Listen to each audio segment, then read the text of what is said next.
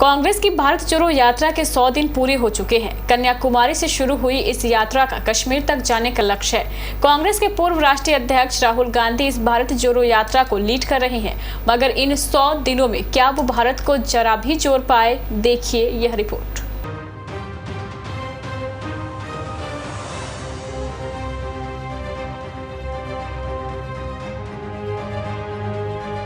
पीछे उमड़ता जन सैलाब और आगे राहुल गांधी की कदम ताल।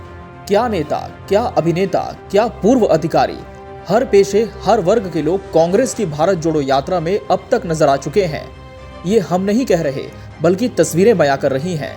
कांग्रेस नेता राहुल गांधी के नेतृत्व में 7 सितंबर से जिस भारत जोड़ो यात्रा की शुरुआत हुई थी, उसने अपने 100 दिन पूरे कर लिए हैं। 7 सितंबर को कन्याकुमारी से हिंदुस्तान का जनगण मन टटोलने भारत जोड़ो यात्रा पर पैदल निकले तो कांग्रेस के राजकुमार की इस पदयात्रा को लेकर लोगों के मन में कई तरह की आशंकाएं थीं। 3570 किलोमीटर का सफर, मौसम का उतार चढ़ाव, एसयूवीज के आदि पैदल चलना भूल चुके कांग्रेसी, क्या कांग्रेस पहले से ज्यादा मजबूत हुई?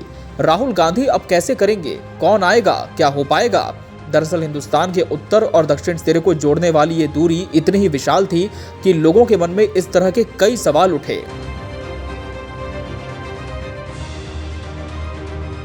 शुक्रवार 16 दिसंबर को राहुल गांधी की इस भारत जोड़ो पदयात्रा ने अपने 100 दिन पूरे कर लिए हैं और इस 100 दिन की कमाई ने कांग्रेस कैडर में उत्साह का एक अभूतपूर्व संचार कर दिया है।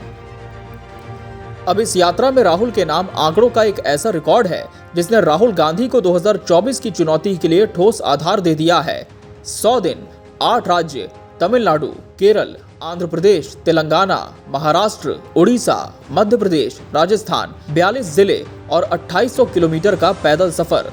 भारत जोड़ो यात्रा का ये आंकड़ा किसी आसान सफर की कहानी नहीं है।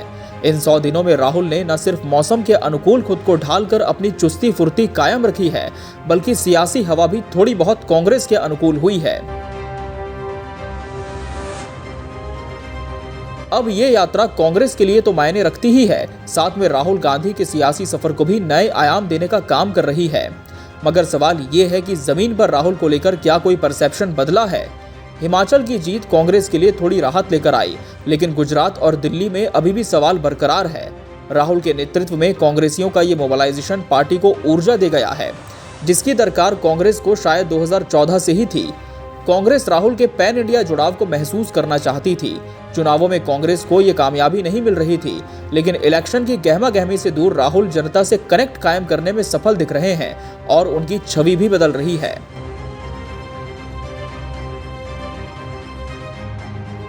राहुल गांधी को सियासत में कदम रखे करीब 2 दशक हो रहे हैं, लेकिन भारत जोड़ो यात्रा से पहले तक उन्हें एक गंभीर नेता के तौर पर नहीं देखा गया। जमीनी नेता की बजाय उन्हें हवाई नेता माना जाता था। हालांकि राहुल गांधी कहते रहे हैं कि बीजेपी ने मेरी छवि खराब करने के लिए करोड़ों रुपए खर्च किए हैं और उन्होंने मेरी एक छवि बुनी है। राहुल गांधी बीते 100 दिनों की यात्रा कर उस मुकाम के आसपास पहुंचते दिख रहे हैं जिसके लिए बीते 18 सालों से वो संघर्ष कर रहे थे।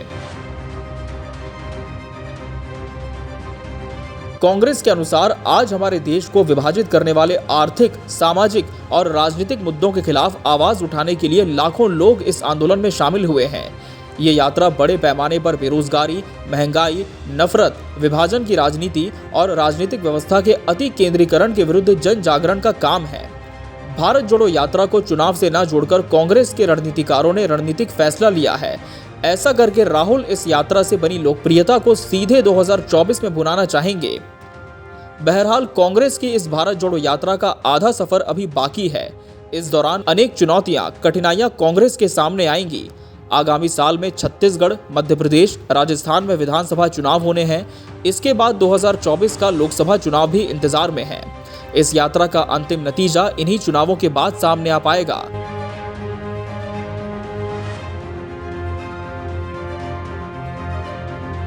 Bureau report, KBC news.